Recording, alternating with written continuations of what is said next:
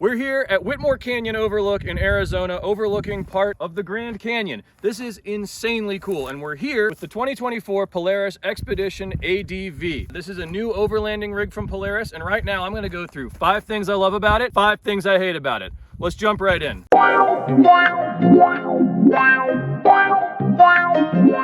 First thing we love about it, the chassis, the ride, the handling, all of that is great. It looks sort of like a general form, but it's not a general. It's a brand new chassis from the ground up. There's nothing on this machine that shares chassis parts with anything else. So it's really designed to be super stiff to seal the cab properly, and that translates into a really composed ride on the trail. We were hitting stuff at 45, 50 miles an hour yesterday that even in a sport rig would upset it, and this thing just ate it up. I bottomed the suspension out maybe 5 times and I was trying. So it's really dialed, and especially for a rig that's as heavy as this thing's 2,900 pounds with the rooftop tent on it, and you would never notice. It's a little tippy in rocks, but otherwise it's really composed.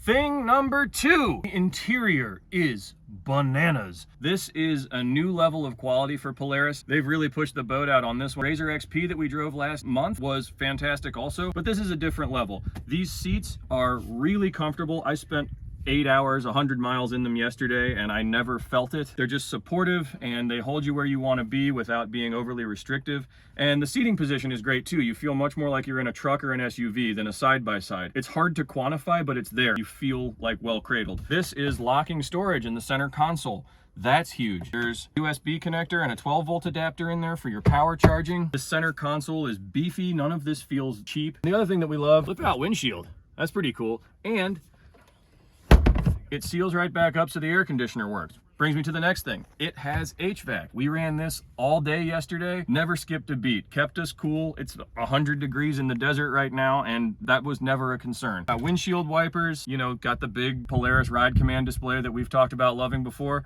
It's great. Now, move to the back. There is so much room back here. This is the ADV model, which means it's more of an SUV than a truck. That's an enclosed, Polaris is calling the dog box back there.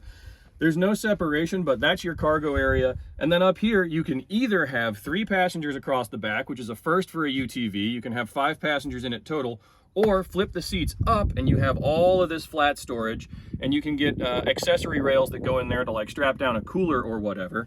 And if you want, these seats fold flat, and this back folds all the way down and gives you 63 inches of flat storage in the back of this thing. So, you know, right now we've got a tire back there, but you could have a tire and a cooler, all your camping gear. There are rails back there to add tie-down points and all that kind of stuff. It's huge in here, and it's really well thought out.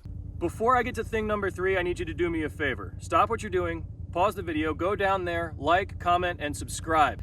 And after you've watched the video, head over to utvdriver.com, where we've got news, reviews, and nonsense 5 days a week. And then go check out our social medias. We've got Facebook, Instagram, TikTok, and we're on there all the time posting updates from everything we do.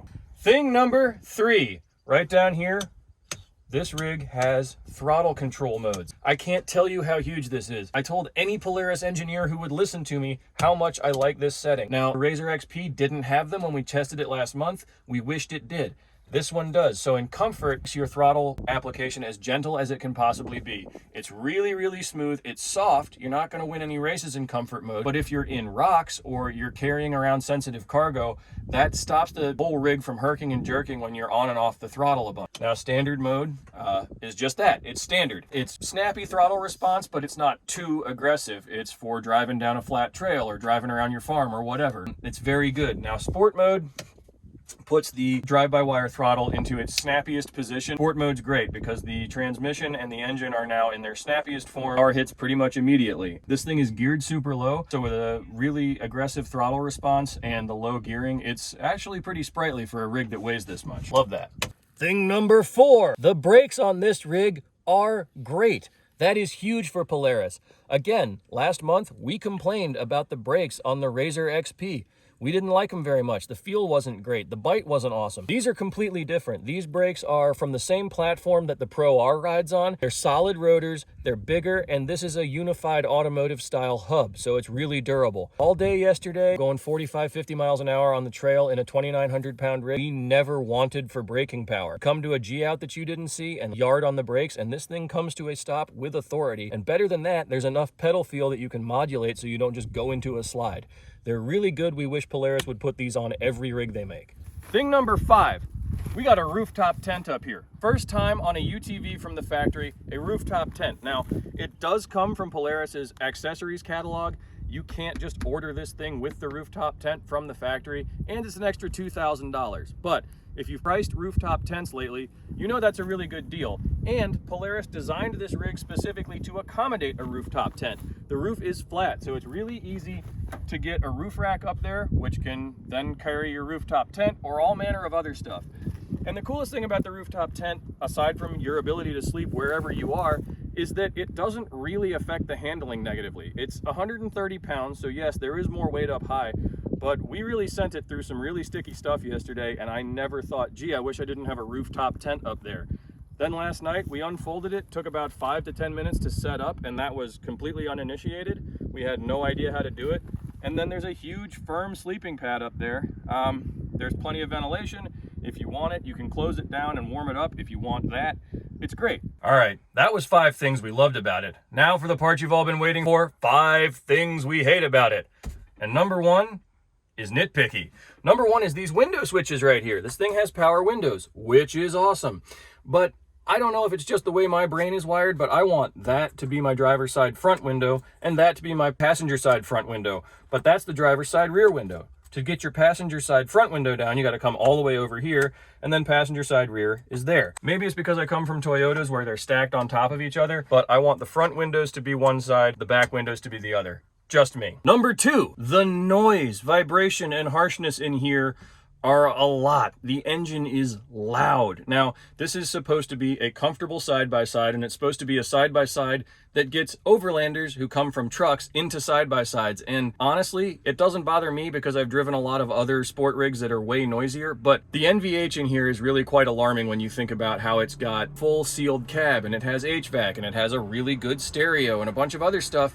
You're jarred by the noise the whole time. And you know, there are squeaks and rattles as there are in any side-by-side. It's the engine noise that really sets you off, and it's made worse in the ADV model because the dog box just sort of acts as an echo chamber. The rear seats are basically on top of the engine, so all that clutch noise and all that vibration and all that harshness just comes right up into the cab and just reverberates. It gets tiring on a trail after a couple hours. Number 3. The suspension adjusters. This has Fox QS3 internal bypass shocks on it. They are excellent, but the soft hard adjustment is manual, and on the back passenger side on the ADV model, the adjuster is up by the exhaust heat shield. So right now the rig is cold, so it's not a big deal for me to change it. But if you're out on a trail ride and you decide, gee, I'd like my suspension to be a little bit stiffer or a little bit more compliant, you need basically a welding glove to change the suspension setting unless you're willing to sit around for 20 minutes. Stop and eat lunch, change your suspension settings before you leave, great. But suspension changes on the fly should be a no-brainer, and this packaging does not allow that. Thing number 4. The rear doors are both too narrow and don't open far enough. That's it. That's as much as you get. So it really doesn't open even to 90 degrees. And for as much room as there is back there for stuff, it's kind of difficult to get it in there when you're trying to wrestle something big like a cooler through an opening that's the size of a letterbox. Worse than that, if you've got a passenger who's adult sized and he tries to get in there, you're more than likely going to bang your knee the first time you try to get into this thing. And that's hard plastic. It smarts. Thing number 5. Polaris touted the fuel economy that this would get, promised us a 200-mile range when they released it. It has a 12.5-gallon fuel tank, which, believe it or not, is the biggest Polaris has ever put in a UTV. Yeah, it's bad. We went 100 miles yesterday, and I was flashing on empty when we got to the end of it. Again, I didn't run out of gas, and maybe the fuel light is a little conservative, but we got about half the range Polaris told us we would. Now, we were running full boot. We were pretty lead-footed, and we had the air conditioner running all day, so that might have had something to do with it. Maybe the aerodynamics of the rooftop tent had something to do with it, but again, 50% of the fuel economy that was quoted is pretty dire. Thanks for watching, guys. This has been 5 things we love and 5 things we hate about the 2024 Polaris XPEDITION ADV. Go to utvdriver.com. 5 days a week we have reviews, news, nonsense.